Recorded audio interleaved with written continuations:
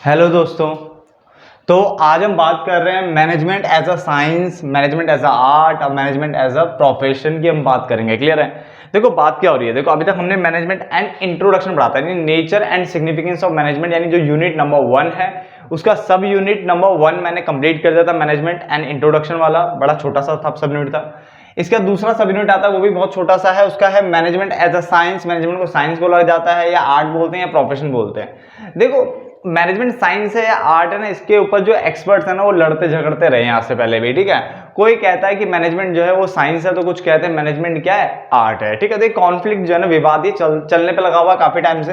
तो आज इसी चैप्टर, इसी मतलब सब यूनिट को हम पढ़ने जा रहे हैं। ठीक है, management as a science, management as a art या फिर प्रोफेशन की बात करेंगे। क्लियर है? अब देखो सबसे पहला टॉपिक आपका है मैनेजमेंट एज अ साइंस, यानी मैनेजमेंट को साइंस क्यों बोला गया है। ठीक है, क्यों कुछ एक्सपर्ट्स मैनेजमेंट को साइंस बोलते हैं, बड़ा सिंपल सा लॉजिक है। ठीक है, उन्होंने बोला देखो सबसे पहले बिजनेस के अंदर देखो साइंस को जब डिफाइन किया गया तो साइंस की डेफिनेशन ये है बच्चे, ये जो मैंने लिखी है साइड में, ये सिर्फ इसकी डेफिनेशन है, सिर्फ साइंस की। साइंस का मतलब क्या होता है, तो उसने साइंस का मतलब बताया, it refers to systematize body of knowledge. ठीक है ना, क्या बोला हुआ है, ये उस बॉडी ऑफ नॉलेज की बात कर रहा है that explains certain general truth, यानी ऐसा ट्रूथ जिसकी क्या है, यूनिवर्सल वैलिडिटी होती है। क्या होती है? यूनिवर्सल वैलिडिटी होती है। तो ये सिस्टमटाइज्ड बॉडी ऑफ नॉलेज की बात कर रहा है। देखो वर्ड क्या लिखा हुआ है कि आपके पास पहले नॉलेज होनी चाहिए। साइंस का मतलब क्या होता है, देखो अगर मान लो आप एक साइंटिस्ट है तो कैसे आप काम करोगे, आपके पास पहले तो नॉलेज होनी चाहिए, वही कह रहा है सिस्टमटाइज्ड बॉडी ऑफ नॉलेज होनी चाहिए। फिर आप क्या करते हो ना, एक्सपेरिमेंट करते रहते हो। आप क्या करते हो, एक्सपेरिमेंट करते हो। देखो एक ही बार में सब कुछ सही हो जाना, मतलब अगर आप, मैंने बताया था जैसे एग्जांपल दिया, मैंने ऑफलाइन क्लास में भी दिया था कि जैसे मान लो अगर बुखार की गोली बनी होगी तो क्या डायरेक्टली एक बार में बुखार की गोली बन गई होगी, ऐसा पॉसिबल नहीं है। उन्होंने एक बार किया होगा, 2 बार किया हो सकता है 100 बार किया हो, है ना। कई कई बार टेस्ट करने के बाद, एक्सपेरिमेंट करने के बाद जाकर के वो दवाई बनी होगी। और जब एक बार दवाई बन गई तो उसका मतलब वो यूनिवर्सल वैलिडिटी हो गई, मतलब अब हर किसी के लिए वो मान्य है ना, मतलब वो एक तरह से स्वीकार हो गई है। क्या हो गई? स्वीकार एक्सेप्टेबल। ठीक है ना। चलो, तो साइंस को बोला गया it refers to systematised body of knowledge, यानी एक नॉलेज होनी चाहिए आपके पास जो कि एक्सप्लेन करता है सर्टेन जनरल ट्रूथ को। अब जब इन्होंने बोला कि देखो साइंस ये बोलती है तो मैनेजमेंट ऐसा साइंस, यानी मैनेजमेंट को साइंस क्यों बोला गया कि इसमें भी, मैनेजमेंट में भी ऐवी काम नहीं चलता, इसमें भी क्या होना चाहिए, सिस्टमटाइज्ड बॉडी ऑफ नॉलेज होनी चाहिए। क्या यहां थी? हाँ यहां भी है, इसलिए साइंस बोला गया इसको। इसने बोला जो इसके प्रिंसिपल्स होते हैं, कितने प्रिंसिपल्स होते हैं बेटा, इसमें 14 प्रिंसिपल होते हैं। आगे जाके हम पढ़ेंगे धीरे धीरे, जब आगे चैप्टर्स आएंगे तब पढ़ेंगे। 14 प्रिंसिपल होते हैं बिजनेस में, यानी मैनेजमेंट में। ठीक है ना। अब ये प्रिंसिपल जो है ना, ये ऐवी नहीं बने, ये भी एक्सपेरिमेंटेशन के ऊपर बने हैं। ठीक है, नहीं एक्सपेरिमेंट हुए उसके बाद जाकर के ये मान्य हुए हैं, अरे इन प्रिंसिपल्स को माना जाता है। क्लियर है? तो जो इसके प्रिंसिपल है वो एक्सपेरिमेंट पे बेस्ड हुए हैं, और साइंस भी जो चीज डिस्कवर करती है वो एक्सपेरिमेंट के ऊपर बेस्ड होती है। तो दो चीजें मैच कर गई।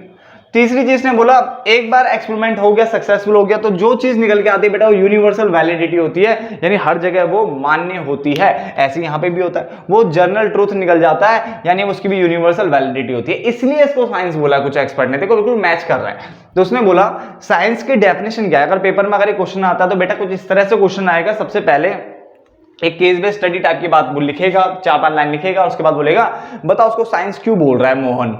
तो साइंस इसलिए बोल रहा है मोहन, जो कि एक एक्सपर्ट है, क्योंकि साइंस का मतलब होता है सिस्टमेटाइज्ड बॉडी ऑफ नॉलेज, जो कि एक्सप्लेन करता है सर्टेन जनरल ट्रूथ, और वो ट्रूथ जो है वो एक्सपेरिमेंट के ऊपर बेस्ड होता है।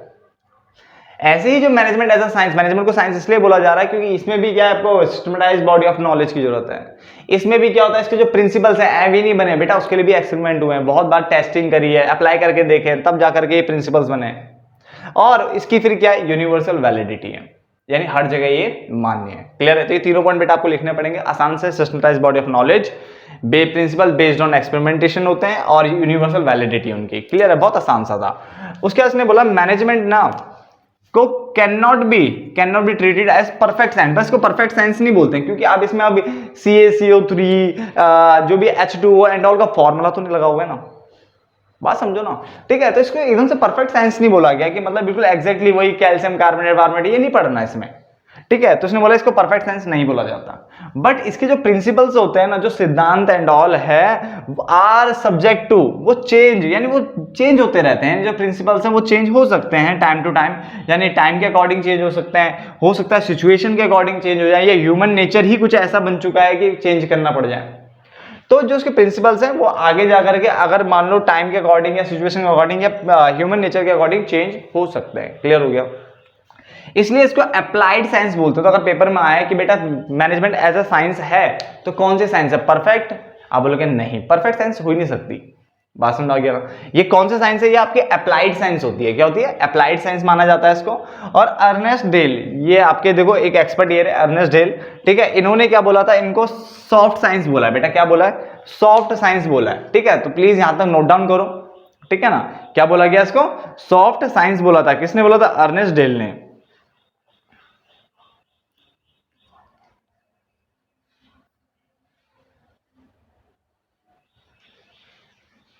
डन? क्यों ये, हाँ सॉरी ब्रैकेट में कुछ रह रहा है, क्यों बोला था सॉफ्ट साइंस? बिकॉज जो उसके प्रिंसिपल्स है ना बेटा, वो आर नॉट वेरी रिजिड। ठीक है, उसके जो प्रिंसिपल है वो रिजिड नहीं है। रिजिड मतलब होता है इनफ्लेक्सिबल टाइप के नहीं है, फ्लेक्सिबल नेचर में बेटा ये चेंज हो सकते हैं, इसलिए सॉफ्ट टाइप का है ये, इसको चेंज कर सकते हो आप। ये कठोर नहीं है, ये कठोर नहीं है, ये सरल है, ये काफी इजीली इसको आप चेंज कर सकते हो, इसलिए इसको क्या बोला है? Not rigid. ठीक है ना, रिजिड मतलब होता है कठोर होना, इनफ्लेक्सिबल होना। ठीक है, यानी जो एक जगह रुक जाए, अटक जाए, स्टैटिक टाइप का। जबकि जो प्रिंसिपल्स होते हैं बेटा वो डायनामिक नेचर के होते हैं, चेंजेबल होते हैं, फ्लेक्सिबल होते हैं, इसलिए ये नॉट वेरी रिजिड है, इसलिए इसको सॉफ्ट बोला है। समझ में आ गया? तो अर्नेस्ट डेल ने इसको सॉफ्ट साइंस बोला था क्योंकि इसके प्रिंसिपल जो है आर नॉट वेरी रिजिड, इसके प्रिंसिपल जो बिल्कुल कठोर नहीं है, सॉफ्ट टाइप के। क्लियर है? चलो फटाफट से नोट डाउन करो, पहला पोर्शन बेटा आपका खत्म होता है। अभी पढ़ेंगे हम इसके बाद management as a art, as an art पढ़ेंगे। तो आप देखो आगे, इसने बोला मैनेजमेंट एज एन आर्ट, यानी अब मैनेजमेंट को आर्ट बोला गया। तो क्यों बोला गया? तो बिल्कुल वैसे ही जैसे साइंस को हमने पढ़ा था, पहले साइंस की डेफिनेशन, देन उसको देखा था कि कैसे मैनेजमेंट जो है साइंस से मैच कर रहा है। क्लियर है? अब हम यहाँ पे बात कर रहे हैं एज एन आर्ट की बात कर रहे हैं, तो यहाँ पे वर्ड लिखा हुआ है it refers to the practical application. देखो जब आर्ट मतलब थोड़ा दिमाग में ऐसा बना लो कि ड्राइंग हो गया। आर्ट मतलब क्या हो गया? ड्राइंग हो गया। तो ये ड्राइंग सिर्फ सोच के तो चलेगा नहीं, आपको जो आपने दिमाग में सोचा उसको क्या प्रैक्टिकली किसी पेज पे बनाना पड़ेगा या कहीं बनाना पड़ेगा, तभी तो वो बनेगा ना। तो ऐसे इसने आर्ट इसलिए बोला है क्योंकि तो यहाँ पे बात है, आर्ट की डेफिनेशन क्या होती है? आर्ट कहता है it refers to practical application, यानी आपको प्रैक्टिकली कहीं अप्लाई करना है। ठीक है, किसको अप्लाई करना है? जो आपके पास एग्जिस्टिंग नॉलेज है स्किलफुली। ठीक है, जो आपके पास एग्जिस्टिंग नॉलेज है, क्या है? एग्जिस्टिंग नॉलेज है ना, उसको आप स्किलफुली में तरीके से आप कहीं अप्लाई कर दो। जैसे मैंने बोला भी, एग्जांपल दिया था मैंने इसका भी लास्ट क्लास में। सपोज करो मैं आपको कहूं कि आपको अपनी क्या है अपने फेस को एक जगह ना ड्रॉ करना है, तो यार पहले आप ना दिमाग में सोचो कि आप कैसे दिखते हो। क्लियर है? आपने बोला आप कैसे दिखते हो, आपने वो सोचा, इसका मतलब क्या होना चाहिए? एग्जिस्टिंग नॉलेज, यानी कोई थ्योरेटिकल नॉलेज आपके पास होनी चाहिए पहले तो, जिस चीज के बनाने मैंने आपको तोता बना के दिखाओ, तो तोते की फोटो यानी इमेज आपके दिमाग में आनी चाहिए, यानी एग्जिस्टिंग नॉलेज होनी चाहिए, थ्योरेटिकल नॉलेज होनी चाहिए। उसको आप फिर प्रैक्टिकली अप्लाई करते हो, यानी कहीं पे अप्लाई करोगे बनाना। पहली बार वो तोते की जगह कौवा बन जाएगा, हो सकता है बाद में कबूतर बन जाए। ठीक है ना? धीरे धीरे धीरे धीरे जैसे जैसे आप उसको बार बार प्रैक्टिस करोगे, उस क्रिएटिविटी दिखाओगे उसके अंदर, तो आखिरकार वो तोता बन ही जाएगा। क्लियर है? तो इसका मतलब स्किलफुली आपको उसको अप्लाई करना है, ताकि क्या है जो आप अचीव करना चाहते हो बेटा वो आप अचीव कर सको। तो सिंपल सी डेफिनेशन है यहाँ पे, इसने बोला it refers to the practical application, यानी प्रैक्टिकली अप्लाई करो किसको? एग्जिस्टिंग नॉलेज को स्किलफुली, इसको कहते हैं आर्ट। बट मैनेजमेंट को आर्ट क्यों बोला गया? देखो बिल्कुल अभी ये मैच करेगा इससे। नंबर वन, पहली चीज आपके दिमाग में क्या होनी चाहिए? इसने बोला जो दिमाग में होना चाहिए एग्जिस्टेंस ऑफ थ्योरेटिकल नॉलेज, यानी थ्योरेटिकल नॉलेज आपके दिमाग में होनी चाहिए। एग्जिस्टेंस मतलब होनी चाहिए, अस्तित्व। ठीक है, होनी चाहिए। तो थ्योरेटिकल नॉलेज आपके दिमाग में होनी चाहिए, नंबर वन। फिर आप उस थ्योरेटिकल नॉलेज को दिमाग में नहीं रखना, अप्लाई करना है, तोता बनाना ना आपने, तो आपको पर्सनलाइज्ड एप्लीकेशन करना है। इसका मतलब उस थ्योरेटिकल नॉलेज को अप्लाई करना है। जैसे आप उस थ्योरेटिकल नॉलेज को अप्लाई करोगे, एक बार में तोता नहीं बनेगा, मैंने कहा कौवा बनेगा, कबूतर बनेगा, पता नहीं क्या क्या बनेगा। इसलिए बोला जाता है कि ये बेस्ड होता है प्रैक्टिस पे और क्रिएटिविटी पे, आप कितना क्रिएटिविटी ला सकते हो। तो मैनेजमेंट को क्यों बोला गया एज एन आर्ट? तो बड़े सिंपल से पॉइंट है, देखो मैं जानबूझ के इस पॉइंट को याद कराने की कोशिश कर रहा हूं कि ये पॉइंट अगर लिखते हो ना तो निखर के आएगा क्वेश्चन। और लिखना पड़ेगा ये, ठीक है। तो मैनेजमेंट को आर्ट इसलिए बोला क्योंकि इसमें प्रैक्टिकल एप्लीकेशन की बात करते हैं, एग्जिस्टिंग नॉलेज को स्किलफुली। अब मैनेजमेंट एज एन आर्ट क्यों है, ये तो आर्ट की डेफिनेशन समझाया मैंने अभी, क्योंकि क्या मतलब क्या प्रैक्टिकली आप अप्लाई कर रहे हो किसको, जो थियोरेटिकल नॉलेज है, एग्जिस्टिंग नॉलेज है, स्किलफुली। बट अब मैंने कहा इसको आर्ट क्यों बोला जाता है, तो उसने बोला एग्जिस्टेंस ऑफ थियोरेटिकल नॉलेज, यानी थियोरेटिकल नॉलेज आपके पास होनी चाहिए। नंबर 2, उस थियोरेटिकल नॉलेज को आपको अप्लाई करना है, इसका मतलब, ठीक है, पर्सनलाइज्ड एप्लीकेशन बोलते हैं उसको, क्या बोलते हैं, पर्सनलाइज्ड एप्लीकेशन कहते हैं, या application of theoretical knowledge, application of theoretical knowledge. उसके बाद बेस्ड, ये बेस्ड होता है किस पे, प्रैक्टिस पर, क्रिएटिविटी पे, खत्म हो गया, इसलिए इसको आर्ट बोला जाता है। डन। तो अगर आपसे पूछा जाए क्या मैनेजमेंट को साइंस बोलते हैं आर्ट बोलते हैं, आप बोलोगे मैनेजमेंट को साइंस भी बोलते हैं और आर्ट भी बोलते हैं, साइंस भी बोलते हैं और आर्ट भी बोलते हैं। इसलिए साइंस बोलते हैं क्योंकि देखो यहाँ पे लिखा हुआ है, जो उसके प्रिंसिपल्स हैं, जो उसके 14 प्रिंसिपल है, वो प्रोवाइड करते हैं क्या, नेसेसरी गाइडेंस। अगर वो प्रिंसिपल्स आपने पढ़ लिया तो इसका मतलब वो आपको गाइडेंस देंगे, किसको देंगे, मतलब आप मतलब मैनेजर उस टाइम पे, ठीक है, तो मैनेजर्स को देंगे ताकि वो अचीव कर सके प्रैक्टिकल एफिशिएंसी, अपने काम को एफिशिएंट वे में क्या कर सके, वो कंप्लीट कर सके, अच्छे वे में कंप्लीट कर सके। तो उसने बोला प्रिंसिपल्स, जो उसके प्रिंसिपल है वो प्रोवाइड करते हैं necessary guidance to the manager ताकि वो अचीव कर सके क्या, अपनी प्रैक्टिकल एफिशिएंसी। जबकि अगर आर्ट क्यों, मैनेजमेंट को आर्ट क्यों बोला गया, मैनेजमेंट को एज अ साइंस, मैनेजमेंट को, ठीक है, as a science, as an art क्यों बोला था, आर्ट इसलिए बोला क्योंकि ये क्या बोलता है, ये आपको प्रोवाइड करता है बेस्ट वर्क टेक्निक, ठीक है, बेस्ट वर्क टेक्निक ये आपको प्रोवाइड करता है, ताकि जो कि हेल्प करता है मैनेजर को, ताकि वो क्या हेल्प करता है, ताकि वो फेस कर सके every type of situation successfully, तब कैसी भी सिचुएशन आए वैसे वो प्रैक्टिकली क्या फेस कर लेगा।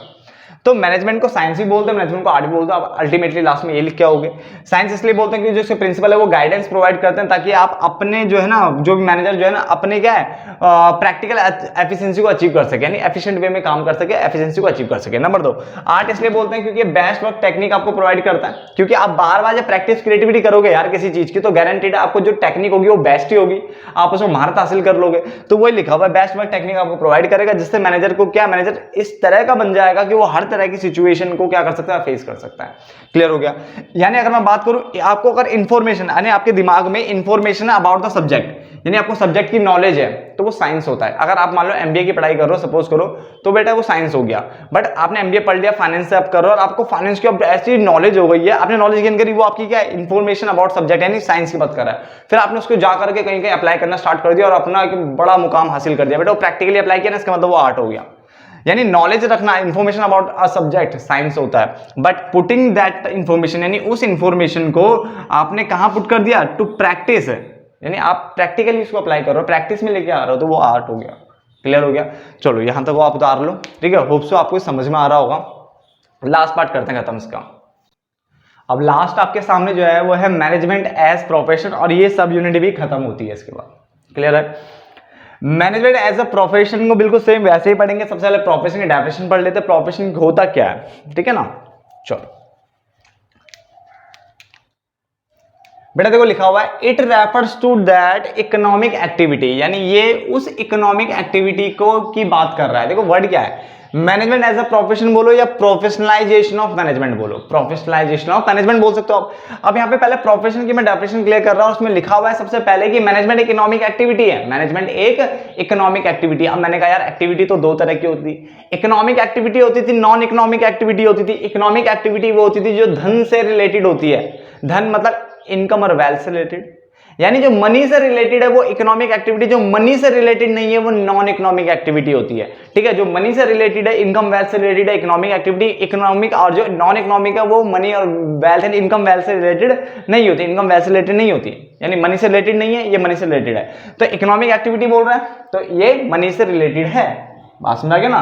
तो it refers to that economic activity which is conducted, यानी जिसे कौन करेगा। देखो यहाँ पे वर्ड लिखा है बाय अ पर्सन, अभी तो हमें पता है यार प्रोफेशन में एक इंसान ही तो होगा ना, ठीक है ना, मशीन थोड़ी ना होगी प्रोफेशन में। तो उसने बोला विच is conducted by a person, but ऐसा वैसा पर्सन नहीं, ऐसा वैसा पर्सन यहाँ पे नहीं आ सकता। यहाँ पे कौन आएगा, having some special knowledge and skill, यानी उसके पास कुछ स्पेशल नॉलेज एंड स्किल होगी तभी वो प्रोफेशन के क्राइटेरिया के अंदर आएगा, प्रोफेशन के दायरे में आएगा। क्लियर हो गया।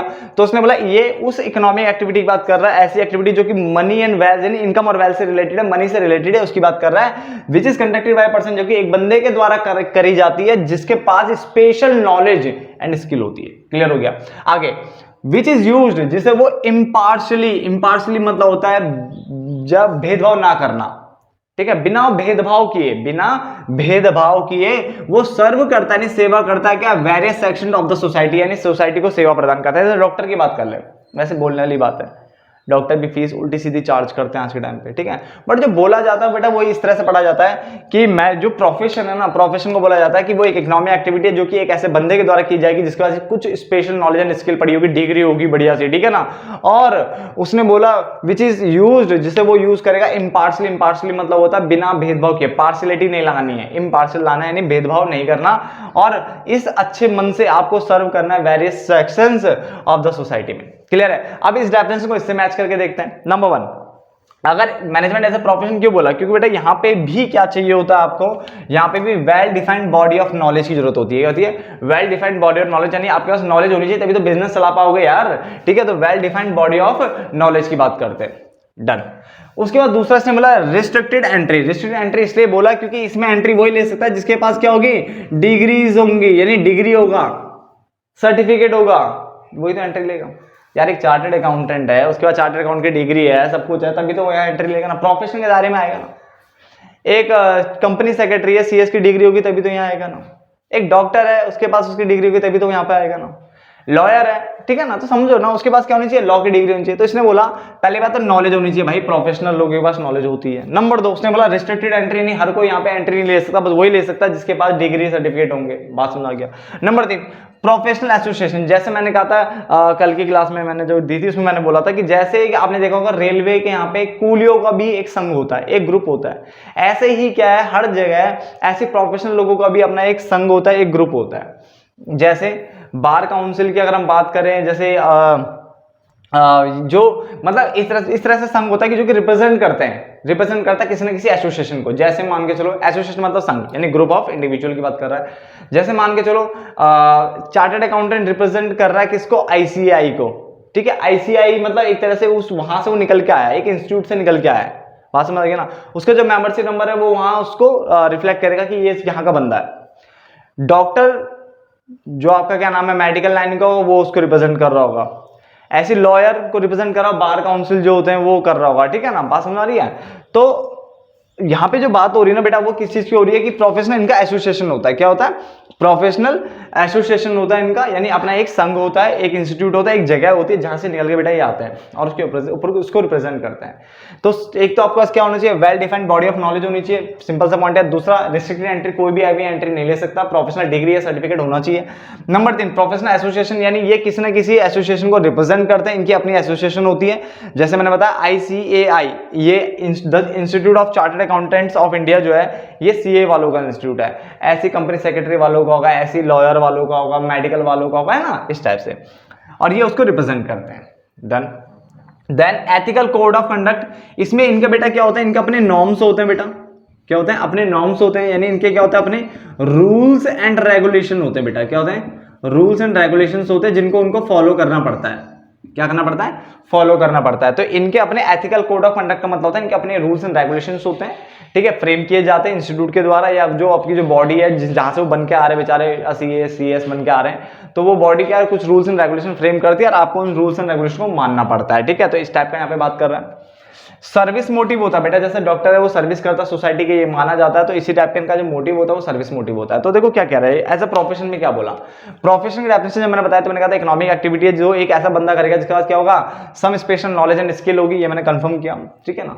देन उसके बाद उसने बोला कि जिससे वो यूज करेगा इम्पार्शियली, यानी बिना भेदभाव किए, यानी आपको भेदभाव नहीं करना और आपको सर्व करना है वेरियस सेक्शन, ठीक है, सेक्शंस ऑफ द सोसाइटी। अब मैनेजमेंट को प्रोफेशन इसलिए बोला कि इसमें भी क्या well defined body of knowledge होती है, बट हर कोई एंट्री नहीं ले सकता, इसलिए रिस्ट्रिक्टेड एंट्री की बात करी। थर्ड पॉइंट अगर बात करूं तो यहाँ पे बोला प्रोफेशनल एसोसिएशन होती है इनकी, यानी ये किसी ना किसी को रिप्रेजेंट करता है। तो मैं बुक में लाइन बाय लाइन पढ़ा के दिखाता हूं आपको उसको, ठीक है। इसने बोला यहाँ पे कि it must have a representative professional association, ठीक है ना, इसका कोई ना कोई प्रोफेशनल एसोसिएशन होना चाहिए, एक ऐसी एसोसिएशन जो कि इनको सर्टिफिकेट दे रही है कि तुम प्रैक्टिस कर सकते हो, एज अ डॉक्टर तुम प्रैक्टिस कर सकते हो, एज अ सीएस तुम प्रैक्टिस कर सकते हो, ठीक है ना। तो कोई ना कोई रिप्रेजेंट कर रही होगी ना एसोसिएशन, ठीक है। तो उसकी बात कर रहे हैं, जैसे मैंने बताया था अभी आईसीए रिप्रेजेंट कर रहा है सीएस को, ठीक है ना, इस टाइप से। चलो आगे मैंने बोला उसके बाद एथिकल कोड ऑफ कंडक्ट होते हैं, इनके अपने रूल्स एंड रेगुलेशंस होते हैं जिनको उनको मानना पड़ता है इनको बच्चा, ठीक है। और अगर नहीं माना तो आपके मेंबरशिप नंबर पे हो सकता है दिक्कत आ जाए। क्लियर है। देन उसके बाद सर्विस मोटिव की बात कर रहा है। इनका जो मोटिव है बेटा वो सर्विस यानी उद्देश्य सर्विस प्रोवाइड करना, सेक्शन में किसमें, सोसाइटी में। डन, चल जहां वो रह रहे हैं। अब इसने बोला देखो मैनेजमेंट फुलफिल करता है सम ऑफ द कैरेक्टरिस्टिक्स, यानी कुछ कैरेक्टरिस्टिक्स को, किसके कैरेक्टरिस्टिक्स ऑफ द प्रोफेशन, यानी प्रोफेशन के कुछ कैरेक्टरिस्टिक्स तो ये क्या कर रहा है भाई, फुलफिल कर रहा है।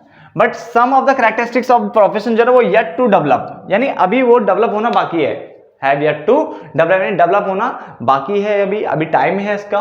ठीक है ना, इसलिए यही पूरी तरह से प्रोफेशन नहीं है। तो आप ये बोलोगे मैनेजमेंट पूरी तरह से प्रोफेशन नहीं है, क्योंकि अभी इसके कुछ कैरेक्टरिस्टिक्स को तो ये फॉलो कर रहा है, मतलब फुलफिल कर रहा है, सॉरी। ठीक है ना, कुछ कैरेक्टरिस्टिक्स को ये फुलफिल कर रहा है, मगर कुछ ऐसे कैरेक्टरिस्टिक्स अभी भी है जो कि अभी भी क्या है, कंप्लीट मतलब फुलफिल होने बाकी है, यानी डेवलप होने बाकी है। बात समझ आ गया ना। तो उसने क्या बोला यहाँ पे कि मैनेजमेंट जो है बच्चा, ठीक है, मैनेजमेंट के कुछ कैरेक्टरिस्टिक्स तो बेटा प्रॉफिट जो एज अ प्रोफेशन था वो तो आप मतलब फुलफिल कर रहे हो, मगर कुछ ऐसे हैं जिनको अभी क्या है फुलफिल करना, मतलब सॉरी जो डेवलप करना बाकी है, अभी रह रहा है। ठीक है, क्योंकि जो इसके जो मैनेजमेंट एज अ प्रोफेशन जो है ना बेटा वो किस स्पीड से जा रहा है बेटा, स्लो स्पीड से ग्रो हो रहा है। ठीक है ना, यानी अभी स्लो स्पीड से एज अ प्रोफेशन की ओर बढ़ रहा है मैनेजमेंट। क्लियर है, यानी अगर बोलूं तो ये अभी इन्फेंसी के लेवल पे, इन्फेंसी मतलब ये बिल्कुल एक छोटे बच्चे के लेवल पे अभी एज अ प्रोफेशन देखा जाए। ठीक है, बट धीरे धीरे ये प्रोफेशन की ओर बढ़ता जा रहा है, बट जो स्पीड है बढ़ने की बेटा वो क्या है, स्लो है। डन। तो management as a science, management as an art और प्रोफेशन जो है वो आपके खत्म होता है। यूनिट नंबर जो आपकी 2 थी वो कंप्लीट होती है। होप सो आपको ये वीडियो पसंद आई हो। प्लीज साथ में नोट्स बना लो, ठीक है, प्लीज नोट्स बना लो, और इन वीडियोस को ना बीच बीच में देखा करो। जैसे मान लो आपको सोना है तो मम्मी कहते हैं बेटा सोने से पहले एक गिलास दूध पी ले, या सोने से पहले ये कर ले। तो बेटा जैसे अब आजकल के बच्चे तो मुझे पता है ना, हम टाइप के, मैं भी उसी में इंक्लूड हो रहा हूँ। हम क्या करते हैं, मोबाइल चलाते थे। मोबाइल चलाने से बढ़िया ना थोड़ी सी खुराक इसकी ले ले, ताकि बिजनेस का बुखार एटलीस्ट उतरा रहे। बिजनेस को अगर आपको याद रखना है तो प्लीज, ठीक है, ये वीडियो की फॉर्म में देख लो, चाहे कोई बात नहीं। रात को क्या 18 मिनट, आई थिंक 18-20 मिनट की वीडियो बन गई होगी। अगर मैं इसको 1.5 की स्पीड से चलाऊं, पहले फर्स्ट टाइम तो नॉर्मली नोट डाउन कर लूं, और उसके बाद मैं 1.5 की स्पीड से अगर रात को देखूं तो शायद 9 मिनट या जो भी 15 मिनट में खत्म हो जाएगी, जो भी होगा। बात समझ आ रही है ना। तो मैं वही चाहता हूं कि आप इसको वीडियोस को देखो बार बार, ताकि आपके दिमाग में पॉइंट्स रहे, और पॉइंट्स रहेंगे तो बिजनेस आसानी से खत्म हो जाएगी। क्लियर हो गया। चलो, तो मिलते हैं फिर नेक्स्ट सब पार्ट में। तब तक के लिए धन्यवाद दोस्तों।